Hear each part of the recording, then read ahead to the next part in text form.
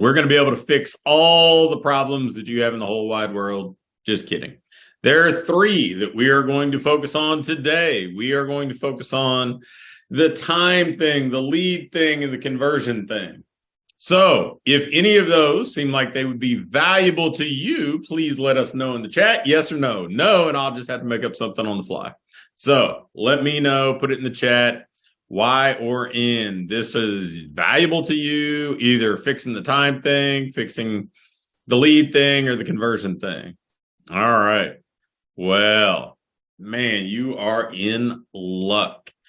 Well, if Jamie and Morgan tell me I'm allowed to proceed, I'm actually going to share some slides. This is, for anybody that knows me, this is a rarity to say the least. I am not a slide. Look, man, you can see my text messages over here. Look at this. You can see everything. Okay. This is slides. Look at that. Magic. Okay. So here's what we're going to do. If I were your business coach, and guess what? Today I am. So how about that? All right.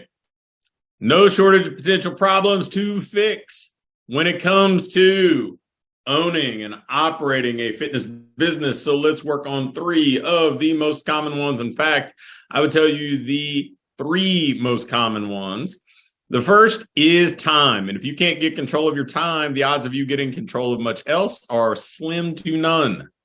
Because let's face it, as a business owner, you don't have somebody else giving you the quotas to meet. You don't have somebody else giving you, the appointments to navigate through. You're not given a schedule. You're not given the things that have to happen during these specific containers of time, as my wife would like to call them.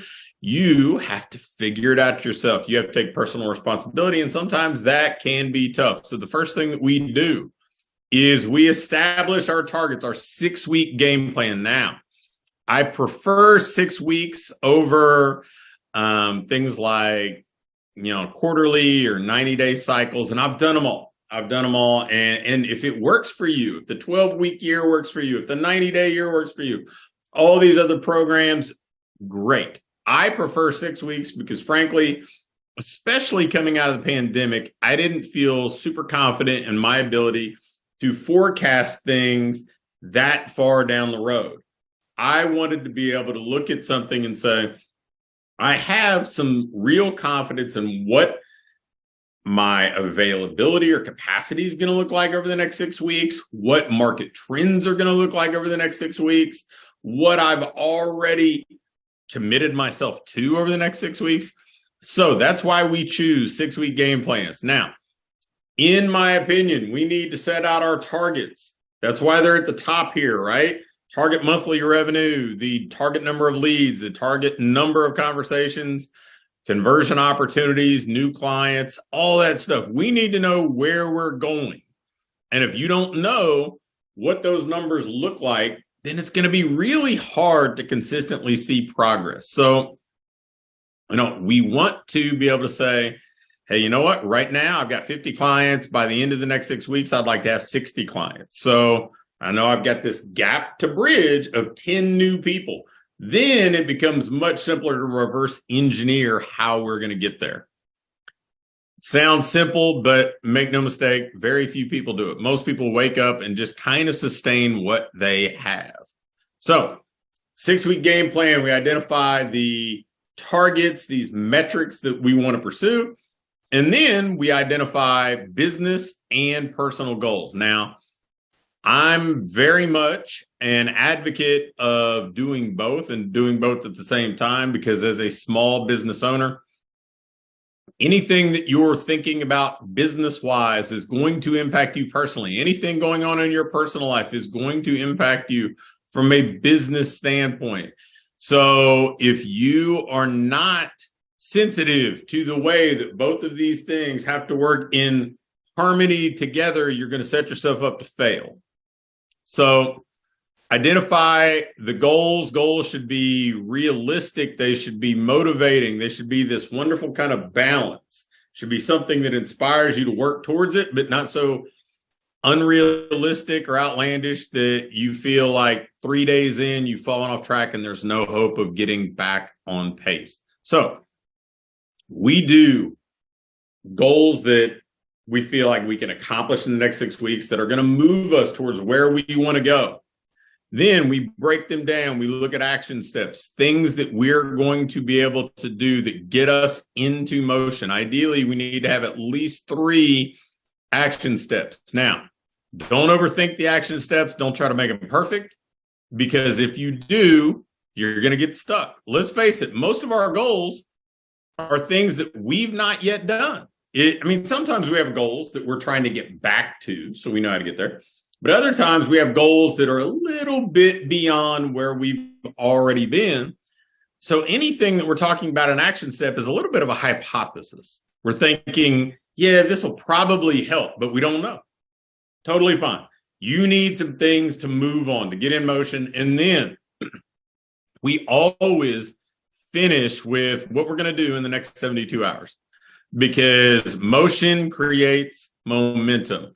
And if you don't start doing stuff, then this is just going to sit on a wall. It's going to be a vision board. It's going to be a goal that gets thrown in a drawer. It's not going to be acted on. So 6-week game plan. That's where we start. 3 personal, 3 professional at most. We got to know where we're trying to go. Now we get into win the week. So we break down the 6-week stuff and we look at this and we say, well, what do we need to do this week to make progress towards where we want to go? Well, if we needed that 10 clients, then we need to say, well, that means I probably need to average about 2 clients a week over the next 6 weeks, especially factoring in the attrition that always kind of exists in any small business. So we could probably safely assume that if we get 12, we're probably going to be up net 10. So let's say we need 2 a week. Well, how many leads do we need? How many people need to have the opportunity to come into a consultation? How many people need to be in a trial or front-end offer? An easy way to do this, if you're not sure, is just double the number of clients you have or you're trying to get, and that's how many people you need to sit down with and demonstrate through a conversion opportunity in the next week.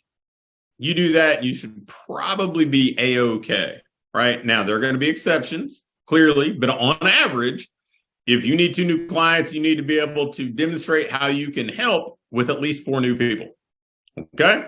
So if we know our number, now we've got to be able to look at the week ahead and say, well, what am I going to do Monday to move towards that? What am I going to do Tuesday? Now, you don't have to do the same amount of stuff or in in all of these 4 categories every day, but you need to be able to look up at the end of the week and say, you know what, I'm working Monday through Friday and half a day on Saturday. And based on what I've put in this calendar, I have a high probability of being able to reach those targets that I've set out and said are important to me to achieve this week. So what are we going to do to connect with new people? What are we going to do to convert them to paying clients?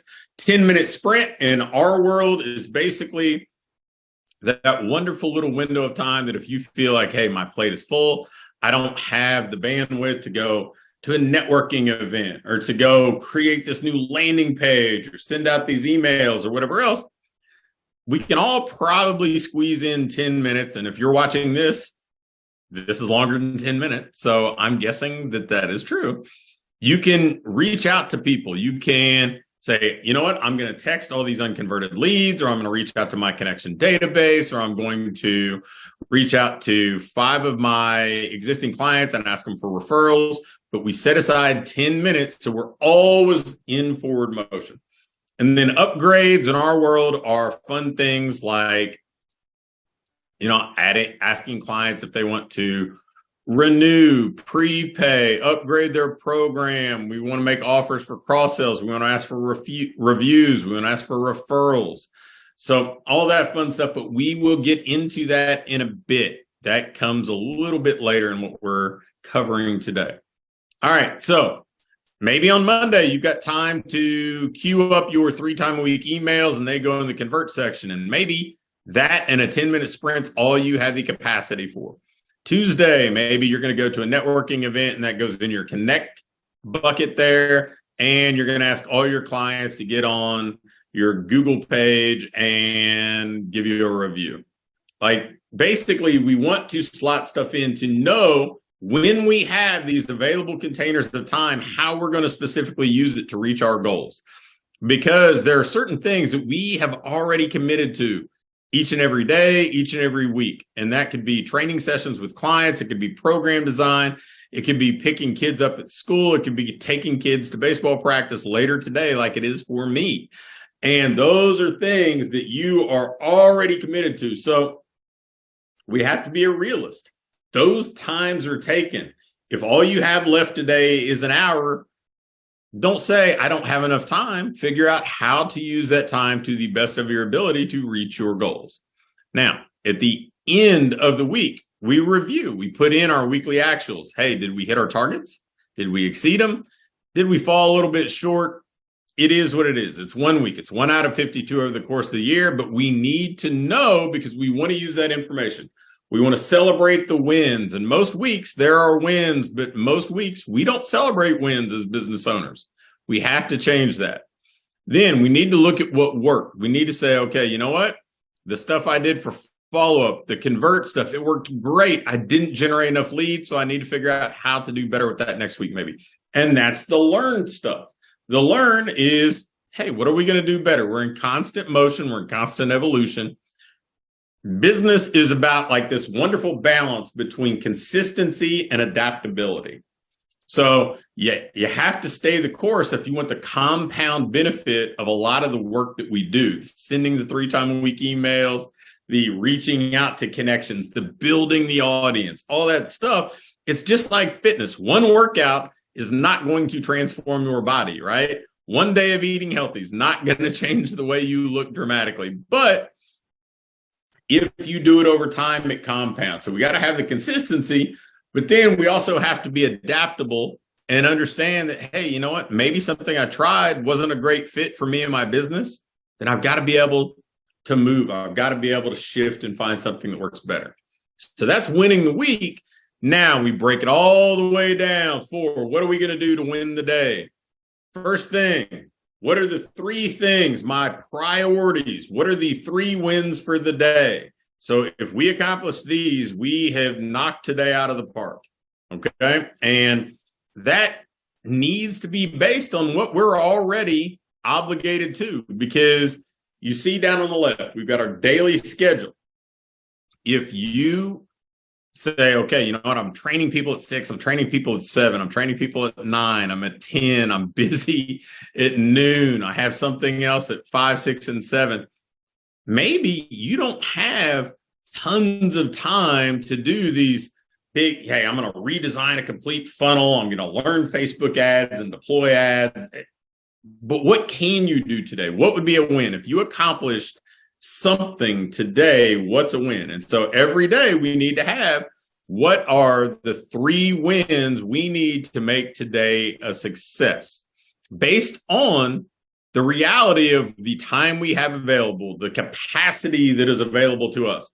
Because this idea that, you know, we operate in a vacuum and our goals just kind of exist over here and don't have to kind of dovetail with our personal life, with our full schedules that we're already responsible for, setting you up to fail. So you got to know what are those 3 wins for today and know that if we stack those up, basically, you know, even 200 days a year, not even 300, 350, 365, 200 days of some wins accrued and compounded over time, and you have a powerhouse business.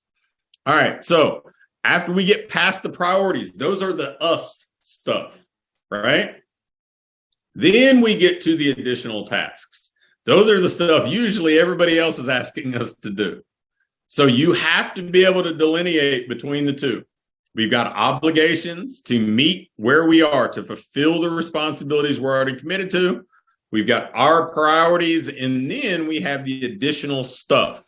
You know, all too often, people put that additional stuff ahead of their 3 wins for the day, and they wonder why they don't make any progress. Now, the right side of this is kind of the recap stuff. How many new leads did we get? Who did we follow up with? Any notes? What was our personal win of the day? What was our professional win of the day? And then down at the bottom, again, it's like, did I get it done? Do I need to move it to tomorrow? Did I cancel something? Did I outsource or delegate it? And then did I do my 10-minute sprint? This is how we own our day and win our day. Now, if this feels like a lot to you, I'm going to guess that other people are running your day and you are not. And that's okay. That's why we're doing this. In fact, if you would like a copy of this, if you would like a copy of the Win the Week, if you'd like a copy of our 6-week plan, put slides in the chat and we'll make sure we get you a copy of all of these. All right, put slides in the chat. You can do it in Zoom, you can do it in Facebook, and we will make sure you are taken care of. All right, so we've got the time issue. I need to ask if you, let's see, we've got a couple of people who said slides here. Is the time thing an issue for you? Yes or no? Do you feel like you need more time? You don't use your time wisely? You just don't have enough time? If so, put time, well, just put yes if it's an issue for you, because it's an issue for a lot of people. And man, there are some simple fixes, but basically exactly what Ryan said. Yes, need to plan more consistently. And if you're not planning, there's not a lot of fixing to be done, right? Planning cures so much of this stuff if you're willing to do it. And so grab the slides, put slides in the chat. These tools have helped. Iterations of these tools have been helping me since probably before people like Jamie and Morgan were born.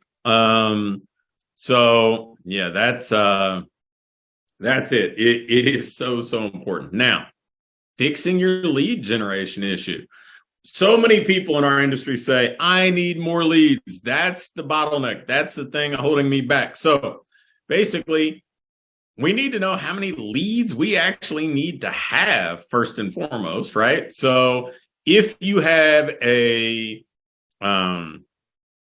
one-on-one, semi-private business, realistically, if you go generate 5 to 10 leads a week, you're probably okay.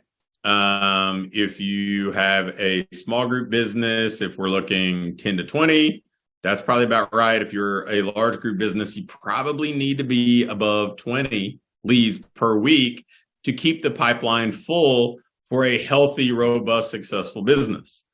And, here are the ways that I kind of look at this. Tier 1 tactics, Tier 2 tactics. Tier 1 tactics, connection database outreach is number one. And anybody who's been a client of mine or around me for any period of time has heard me talk about networking. I used to call it a network database with our franchisees back when I founded a couple franchises. And this was the lifeblood of franchise training.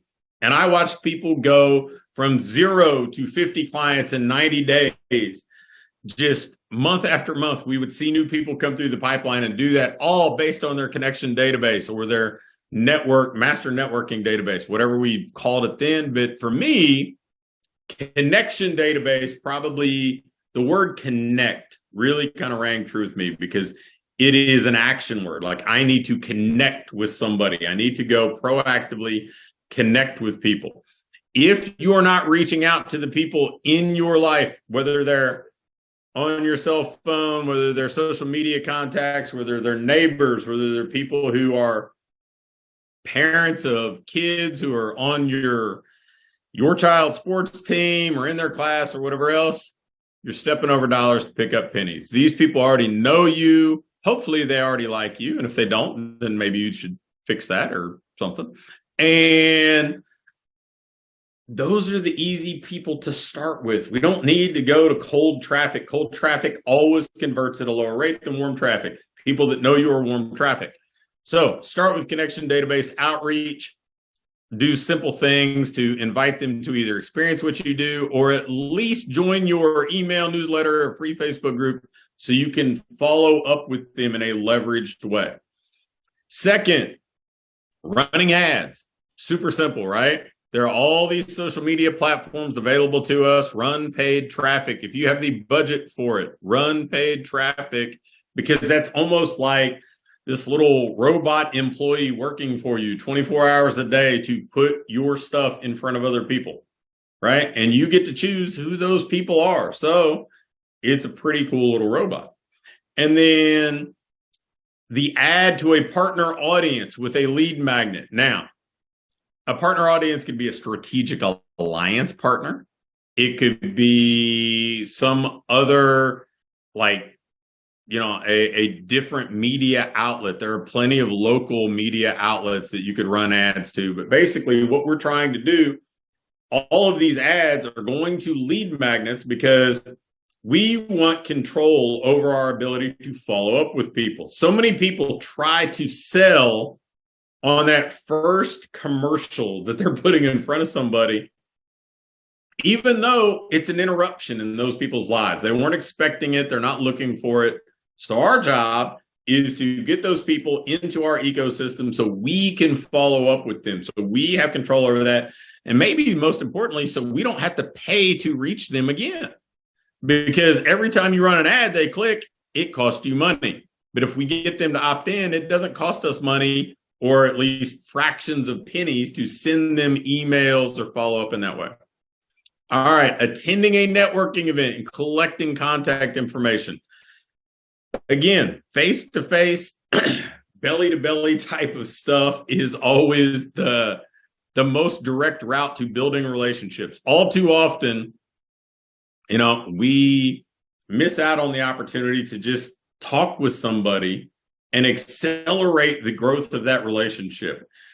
You can make so much more progress in 10 minutes of a chat with somebody at a networking event or in an informal setting than through a year of email. And I send a lot of email, and I will still tell you 10 minutes with somebody spent face-to-face would be more valuable to me than 12 months of email sent to their inbox.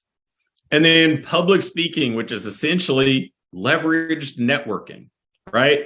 You get to be positioned as the authority. You get to reach a lot of people at once.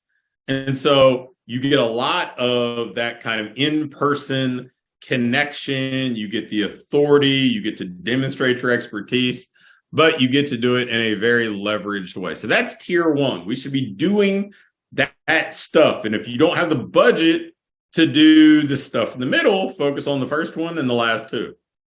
Tier two, ask your clients to share lead magnets on social. Organically share lead magnets on social. Get people who are friends that have audiences, whether they're small business owners or people who are influencers for social or affinity groups, PTAs or sports teams or Cub Scouts or church groups or whatever else. Ask people if they'll share stuff to just help you out.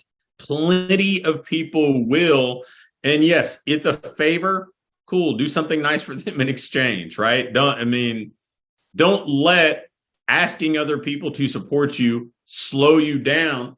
Find ways to reciprocate and make this a win for them too. Podcast, guest post, YouTube, all these things. Just basically, it's finding outlets to get a lead magnet out there so people can get into your ecosystem, learn about you, and you control the follow-up. Same thing, Facebook group guest posts, all that fun stuff. And then local advertising, which is truly one of my favorite things and certainly one of the most undervalued things going. In my neighborhood right now, we had some pretty big storms last week. And so there are all these signs posted throughout my neighborhood from roofing companies for all the roof damage and everything else. And guess what? Roof companies are making a killing right now. And that's the advertising people are seeing. I'm not seeing any Facebook ads from roofing companies. I'm not seeing any Instagram ads or, YouTube ads. I'm doubting that too many of the roofers are on TikTok doing stuff. But man, there are yard signs everywhere.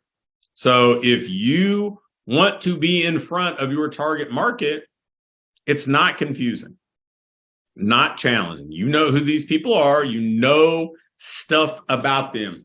Maybe where they are online, where they are offline. Be where they are and be interested in them. Be visible to them. Do that, you're going to be in great shape. So start with the tier 1 tactics. If you don't have the budget for the paid stuff, again, start with the first one, the last two. Do not skip over connection database stuff to go just posting on social with a lead magnet. We're in a social business. It's coaching, right? It is a probably as social business as there is, because most service providers, if you're seeing them like 3 days a week, you need a new service provider, right? If I'm seeing a plumber 3 days a week, I need a better plumber. If I'm seeing somebody who's cutting my hair 3 days a week, I probably don't have any hair left. So I need to be comfortable with this social, this connection piece of the puzzle. So that is the first part of lead stuff. The internal lead stuff, and this is another one that people miss out on, is really super simple. If you have an existing business, and I know a lot of you folks do, if you have an existing business, step one, every new client, give them a gift card or give them the opportunity to invite a guest in on day one. Point of sale, have them invite somebody to come with them during their first training session with you, or give them a gift card. And then if they don't give it, somebody else 2 to 3 weeks later, follow up and say, hey, who did you give that to kind of plant the seed again. So that's number one. Every new person is given the opportunity to bring somebody else. And so that multiplies their impact at a time when they're super excited, but would probably like to bring somebody else with them to be a little bit more comfortable as they get started. And then step 2, 12-week client multiplier system. Weeks 1 and 2, we cycle through. We go through this 2 or 3, maybe you could do it 4 times a year. I don't know that you necessarily do, but at least 2 to 3 times a year. Weeks 1 and 2, reach out to every individual client and see if they'd like to invite a guest. Pretty simple, right? Just, hey, is there somebody you'd like to bring as a guest this week? If you've got a one-on-one business, then maybe they bring a guest for a session or 2. If you've got a group-based business, then maybe they can bring a guest for a week or 2. All right, so that's weeks 1 and 2. You could do it all at once, and you could just go through everybody one by one on day 1, or you can spread it out over the course of 2 weeks. But what we're trying to do is create some spacing so you're not asking the same person, hey, do this for me today, do this for me tomorrow. So we're trying to just create a little bit of spacing. All right, weeks 3 and 4, we go to every client over the course of weeks 3 and 4, so over 14 days, and we're going to say, hey, would you mind giving me a review on our preferred platform, whether that's Google or Facebook or whatever else? I would encourage you to start with Google. Now, if somebody's already given you a review on Google, we can go to a secondary platform. Weeks 5 and 6, we're going to coach the people that we work with on how to notice conversations and connect us, introduce us to the other people in their lives.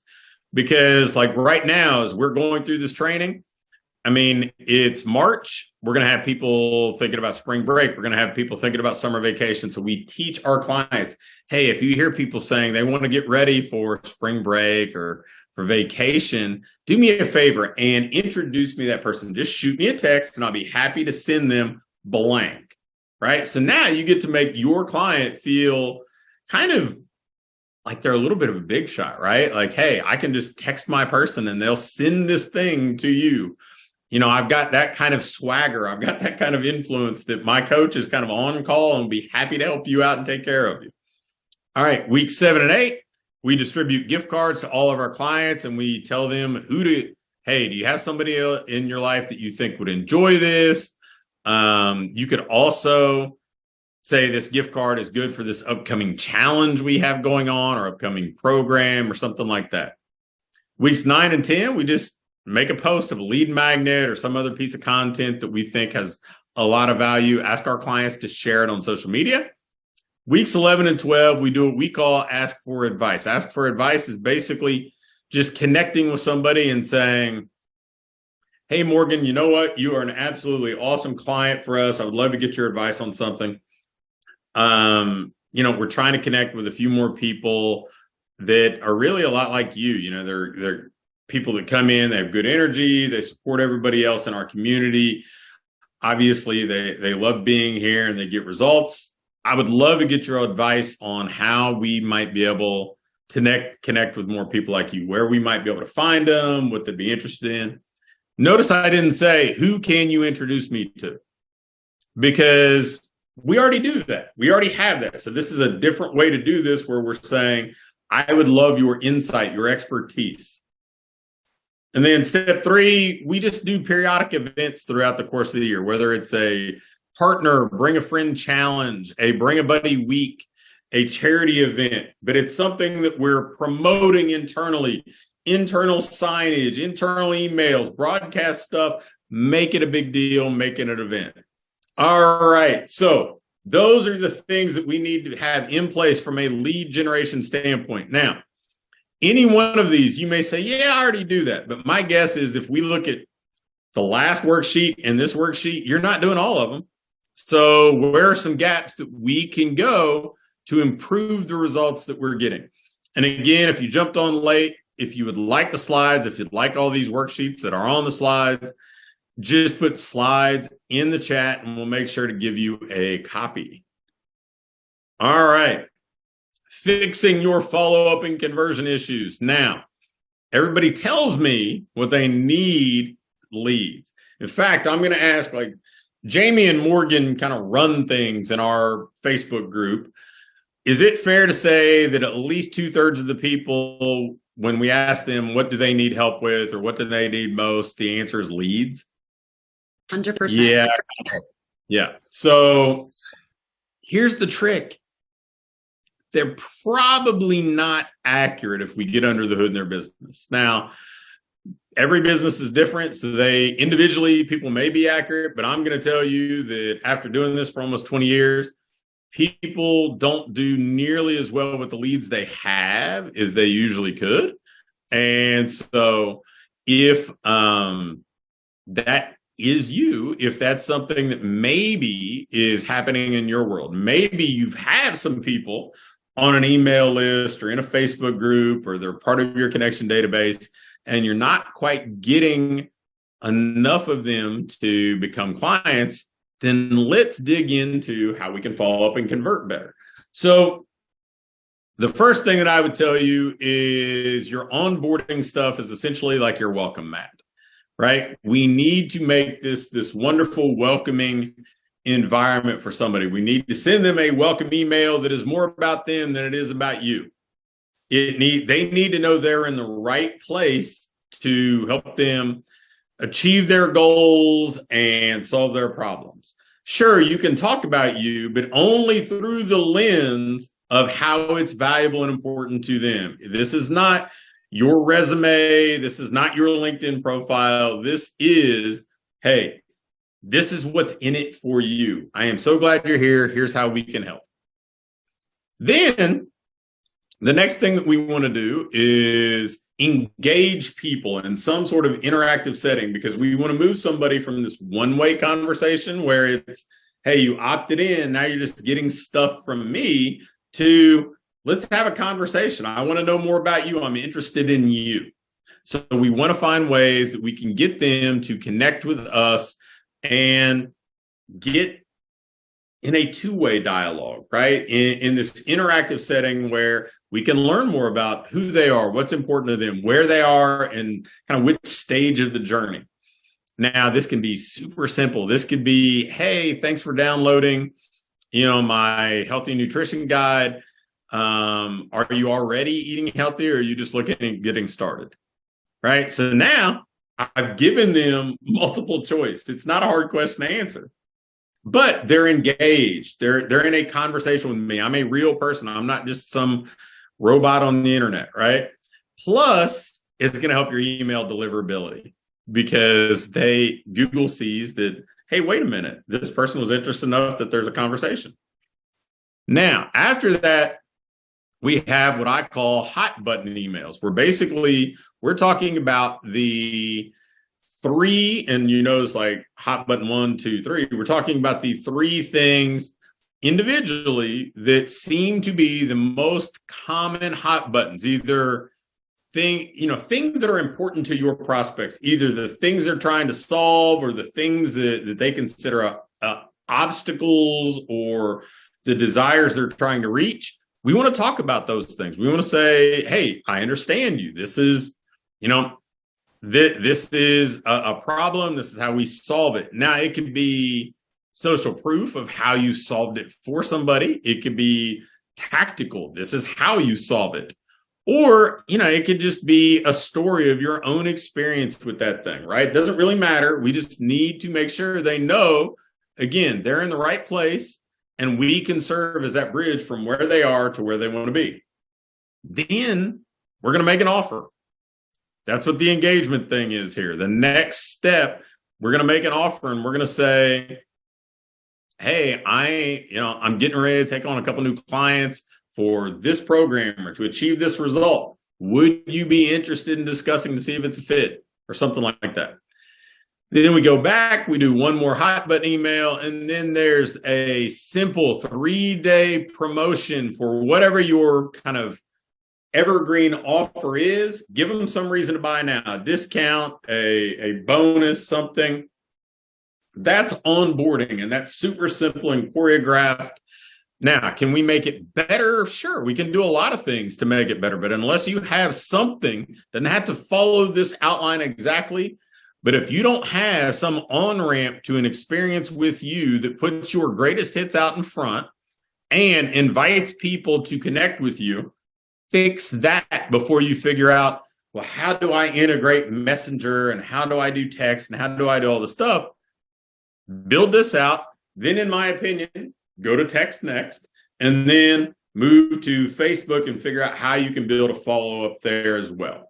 But we have to really kind of treasure the relationships that we do get to start, because the more you start to value these connections, these relationships you're trying to build, the more work you put into building it and nurturing it, the better your business will become. All too often, people let these things kind of die on the vine, or they make an offer and they say, well, that person was a tire kicker because they didn't buy today, knowing that that's not at all how people buy. So if we think about the experience we want somebody to have, once they came into contact with us, we want them to know if they're interested. We want to demonstrate that, yeah, you're in the right place, and whenever you're ready, we're definitely the right people to help. If you're closer to ready, cool, here's how we can do this together. And here's a little bit of social proof for people who've already done it, so you can kind of see yourself being successful too. All right, so that's onboarding. Now, the weekly conversion game plan. Super, super straightforward, but again, the number of people that don't do awesome with this is staggering. But what's great is it's low-hanging fruit. It's not tough. It's seeing that your job involves this. People ask me, well, how have you sent a daily email for like 18 years without missing a day? Like, because it's kind of my job, right? Like, I mean, it's what I don't skip training sessions just like I don't skip the email. It's just, this is the obligation that I've made. And if you start to embrace follow-up as your job, you're going to be so, so happy that you did. Now, the email system is pretty simple. 2 to 3 emails per week. If you think that's a lot, understand that every person in the United States gets on average over 150 emails a day. So you are not bothering people. You are not flooding their inbox. In fact, you are a tiny little fraction of their inbox. So we need to be seen often enough to be relevant. And this is our opportunity to be in front of them, just like some people pay for Class A real estate. So they're on somebody's drive to work each day. They look over and they see that business. Or people pay for radio spots during drive time. This is our commercial. This is our opportunity to be in front of somebody, so there's all sorts of awareness. 2 to 3 emails per week with a super signature. The super signature is the PS. We'll get to that in a minute. Write to one person. I think of my email stuff, and I do a lot of email, as I write to one person that's part of my email community. But because the emails I send out go out to a lot of people, it's one person many times over. But I understand that if you're reading it, just like you guys watching this, I can see multiple people on my screen, but each of you are in the room by yourself, getting your own experience here, whether it's awesome for you or I'm stinking it up. This is me to you, right? And it needs to be just long enough to deliver something valuable, but short enough not to be boring. So 200 to 400 words is a kind of a sweet spot in there. And then add that PS, and you'll see this at the bottom of most of my emails whenever you're ready. And then I'll have 2, 3, 4 offers. One of them should be super low risk. All too often I see people make mistakes and they say, well, I make these offers and they're kind of all the same thing. It's all come into my gym, even though that's super intimidating for a lot of people or whatever else. Maybe it's join my free Facebook group. Maybe it's reply back and I'll send you this other free gift. Just something to get them to take one more step in this relationship with you. Have something low risk. And then every couple of weeks, invite people to participate in some sort of program.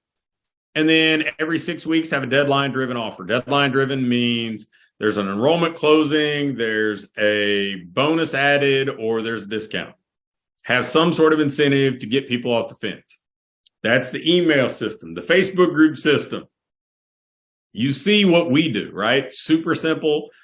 On Wednesdays, pretty much most every Wednesday at 1 o'clock, it's me or somebody way smarter than me on here talking to you about something that hopefully helps you build your business, show you why you can succeed, give you some evidence that, hey, this person's done it, you can do it too. Answer questions, give people opportunities to learn stuff that moves them forward. It's a demonstration of how we can help, in hopes of maybe being able to work more individually with people so that we can actually help in that one-to-one way. So that's what we do, and then we kind of build around that. And then how do we upgrade the follow-up even more? Well, we can use text or chat, and we try to start conversations, right? Simple questions, engage people in a dialogue, and then if they want help, we'd love to give it to them. So again, I know I've covered a bunch of stuff in a relatively short period of time. If you would like the slides, the worksheets, all that fun stuff, be sure to put slides in the chat, slides in, under the video on Facebook, whatever works. And then finally, if you are somebody who's had trouble asking for money, if that is not a comfortable thing for you, I have sold stuff for a long, long time. I've coached, if not most of the successful fitness business owners in this industry, definitely as many or more than anybody else. And selling is way simpler than we make it, because selling is this transition from somebody being a prospect to a client. So we're saying, hey, you know what? We're going to partner together to help you reach your goals. I don't like the word closing a sale, because it kind of implies that we're closing the door on something. For me, this is just the evolution of a relationship. We're agreeing that we're the right people to partner together to get you where you're trying to go. So the first thing we need to know is where they're trying to go. So we ask them, what do you want? Hey, when it comes to improving your health, what would be a dream come true result over the next 12 months? Ask them, get them to tell you. If they give you short answers, because this isn't necessarily a question that they get commonly, then we just try to find other ways to elicit a response. We want them to talk about what they want. Then, what has to change? Awesome. You know what? What do you feel like has to change or happen for you to get there? Notice, what do you feel like? I'm not telling you what has to happen or change, because if you don't believe it, then we can't really go any further. If you don't think something different has to happen, there's no reason for us to work together.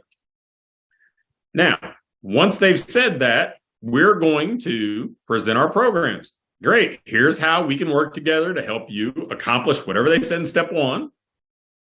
And, well, whatever they said in step 2 to achieve whatever they want from step 1. Right?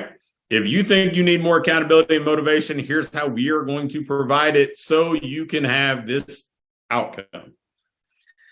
Then we just go through what the program looks like and say, great, which of these programs would be the best fit for you? There's nothing adversarial. This is, you know what? I've heard what you said. I believe I can help. You believe that you need to change. Here's how we can do this together. Are you interested? There's not a whole lot more to it than that. And guess what? If they're not interested and they're not ready, that's okay. That's why we fill the pipeline with leads. That's why we follow up. All that other stuff we did. You're not going to have any shortage of opportunities to have these conversations with people if you do the other stuff. All right. So this is the sales script. Man, I have certified people on sales training. I've done sales training for some of the biggest health club chains in the country, all this other stuff. And I'm giving you what I consider the heart and soul of it just on this slide. So if you haven't asked for slides, you're a crazy person. So what issue to fix next? That's it. Like, pick one of these things and work on it, because ultimately there are all these little components we talk about when you're trying to build your ideal business, but we start with the first 3. We figure out the first 3, get those locked in, and then we focus on doing the next right thing. So I'm going to stop the share there. Man, look at all this fun stuff. We have covered so much ground. All right. Are there any questions? I didn't really come up for air too much because I was just talking so much and kind of fast for me. So questions on any of that? Morgan, Jamie, do you guys have questions that you found from other people, or that you're going to pretend other people ask that you guys want to actually know the answers to, or what? So you covered a lot. If you had to direct in one spot to start, is it the time management? Is it the sale? What is the one spot where someone just starting out who own your time? Own your day, because if you control your time, then I mean you can connect with all the other stuff you can't do until you control your time. Or you always feel like you're doing it in a half-hearted way, or it's not at the standard that you want it to be. So you have to control your time. Plus, if you do what I do, and at the end of every day, you review and just jot down what tomorrow looks like. Now, I don't want it to seem, I mean, my planning for tomorrow takes like 3 minutes. It's not this hour-long planning session. It's 3 minutes. And if I plan tomorrow, then I'm at peace. I sleep well because I know I walk into tomorrow with a shot at success. All right. Was there a question from Julian? Is that what I saw? Mm-hmm. How often and how long should you follow up? I'm going to follow up with people until I retire. So that's my answer, right? I think that depends on the way that we think about follow-up. If we think about structured follow-up, like text messaging, like that early stage follow-up, I would say 3 to 6 weeks is probably fine. But then the leveraged follow-up, like an email list or a Facebook group, I would say as long as you're in business and they're willing to read the messages, I mean, it's like running an ad on TV or radio, or back when people read newspapers, putting in the newspaper. It's like, let's just keep it in front of people because we don't know when they're ready. And if we have already done the legwork to build that audience, then we're going to keep it in front of people because you just don't know.